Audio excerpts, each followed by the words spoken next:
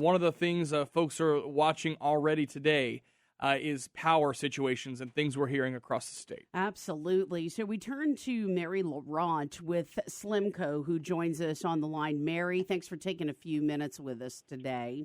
No problem. Glad to be here. Well, we wanted to ask you a little bit about, have there been any power outages for Slemco customers yet today?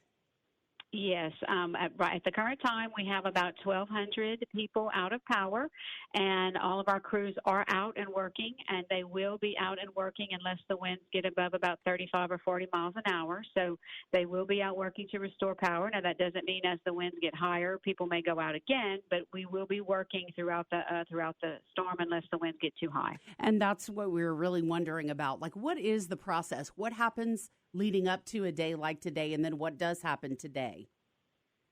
Well, we have an annual emergency plan that we take a look at and review and refurbish and tweak and make a little better every year. And unfortunately, we've had to do it several times now with all the hurricanes in the past. So it's really like a well-oiled machine at this point.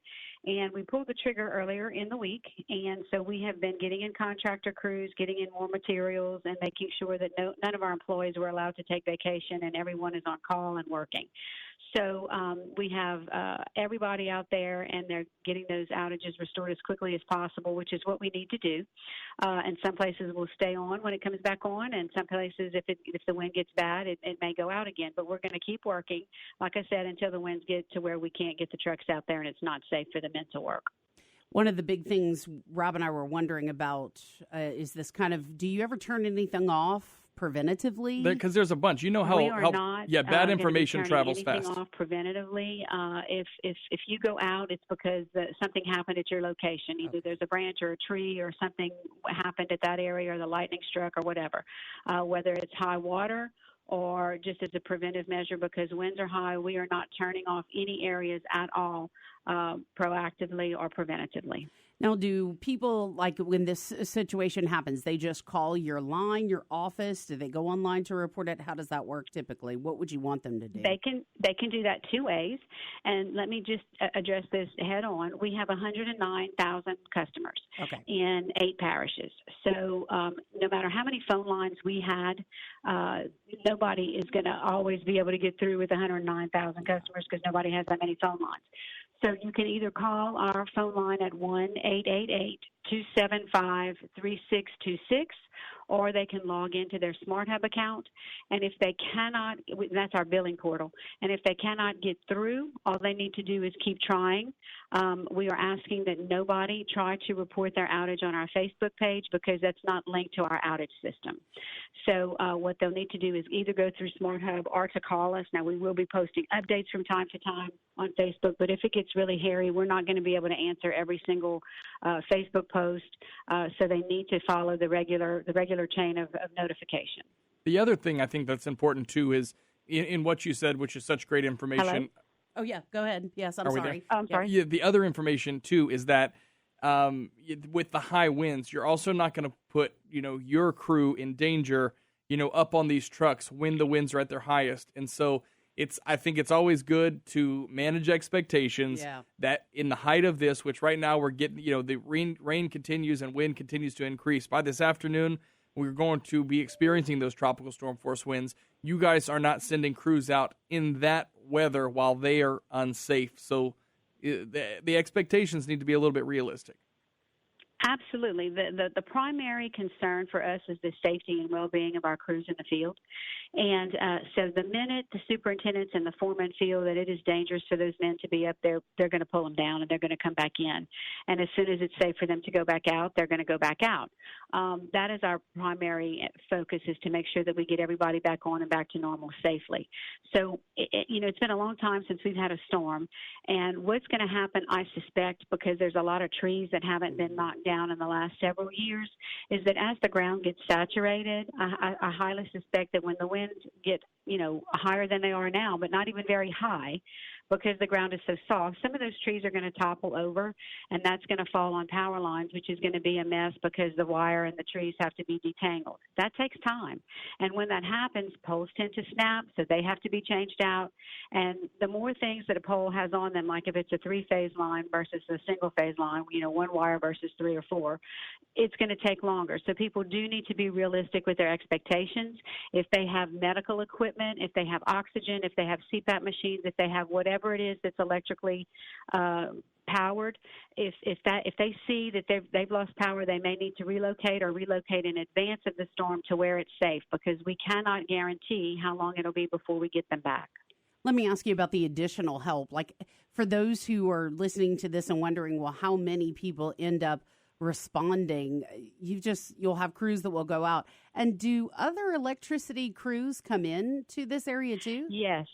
Yes, we've had crews here waiting since Wednesday, just in case we had anything ahead of time. And I don't know if you've driven anywhere around Lafayette. So have the other utility companies. In fact, last night I saw, several, like maybe, 50 or 60 trucks from Tallahassee. I'm sure they're helping another utility company around here. We've had several. We have 3 extra companies that we have contracted with to be here in addition to all of our crews, so that we can get people back on faster. That's a standard procedure in this case. We always have extra contractor crews come in.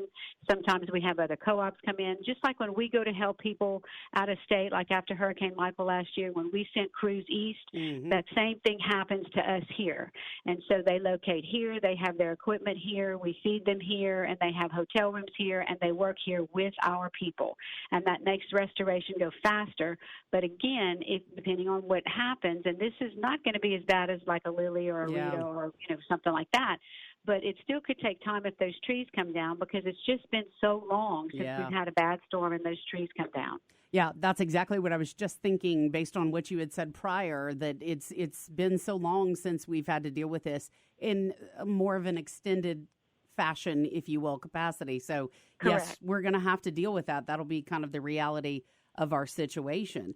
So when people's electricity goes out, if it's out for a couple of hours, if they do have a flash flood event in their neighborhood, the water starts to come in their home, what do they do then? Okay, what we suggest, and what the safest thing to do, is if the water is coming in and it has not gotten to your outlets, that's a personal call. Okay. They're going to have to decide what they want to do. However, when the water is getting to where, if it gets to your outlets, if it gets in, in some of your electronics and stuff like that, we suggest that you turn off the main breaker, because water and electricity simply don't mix. And we would hate to see anyone get injured or killed because of, the mixture of water and electricity. But again, we're not turning anybody off. Our pad mount, in 2016, a lot of places stayed on, and the pad mounts were underwater and all that. That's the underground transformers. They were all underwater in a lot of places. And so the power was still running to the home, but the water was very high. And so we told everyone to turn the power off at their breaker, because it just wasn't safe. Yep. And that's very important for them to do. Just, all of these things to keep in mind for today. Going forward, the wind is starting to pick up a little bit. We're seeing a little more shower activity. So what do you guys do behind the scenes? You're not going to be, obviously, Miss Mary, you won't be going out to, cut up a tree and try to restore power. So what's happening behind the scenes with everything? Well, behind the scenes, every employee, not just field employees, was told to be available to be here today. And there are many of us here. But we stage everybody. So some stay here during the storm. Some come in immediately after, so that we can kind of roll the shifts, so to speak. But we're fully up and functioning. We are here at the office. We're doing everything that we need to do behind the scenes. We take off our regular hats that we wear every day and put on different hats of doing whatever needs to be done. And actually, I've often said this is, after a storm or after something like this, is when we're at our best, because everybody is clicking. We've done it so many times, and everybody's on adrenaline mode, and we just do what has to be done, because our main focus is making sure that we get everybody back on and that all of our men come back in safely. Absolutely. So, it's by no means, just because it's a Saturday does not mean we're not here and up and running and working hard. We are. And at a moment's notice, if we need to haul more people in here or get more people to come in, we do that as well. Mary Laurent with Slemco has been joining us. If you wouldn't mind, give us the toll-free number again for your customers if they do experience the outages. It is 1-888-275-3626, or they can log into Smart Hub. And Bernie, if I could have just a second to say one more thing. Yes, ma'am. To request if people could help us with this. A lot of people, if they lose power, pull out that generator. It seems like everybody and their brother has a generator, a standby generator. One of the things that you need to remember and people need to do is make sure that anything that they want to power by generator, they plug into the generator. It's very unsafe if they try to wire themselves that generator to power their whole house, because what that does is it backfeeds the line, so power actually goes back up into the line and can electrocute our workers. So unless they have a generator that was professionally installed by an electrician who is certified and it has a double throw switch to protect our workers, they should not, under any circumstance, try to power their house with by somehow wiring or connecting a small generator into their breaker box, because that could kill our workers. That is very important and very critical. They need to plug any refrigerator or fan or whatever just directly into that generator. Okay.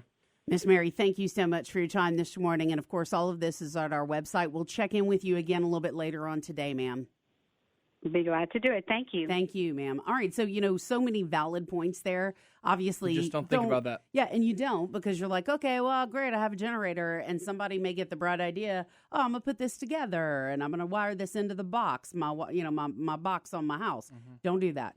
Anything that you need to power up, if it's your CPAP machine, some other kind of medical equipment, it must be plugged into that generator, mm-hmm. because if it does backfeed on the line, as she said, you can kill someone. Now, again, if something happens and you're a Slemco customer, 888-275-3626. You can also go to Smart Hub, and if you're a Slemco customer, probably already know what that is, right? That is where you pay your bill. That is where you would, if you don't want to call, you can, basically go to the Smart Hub of Slemco and report your outage.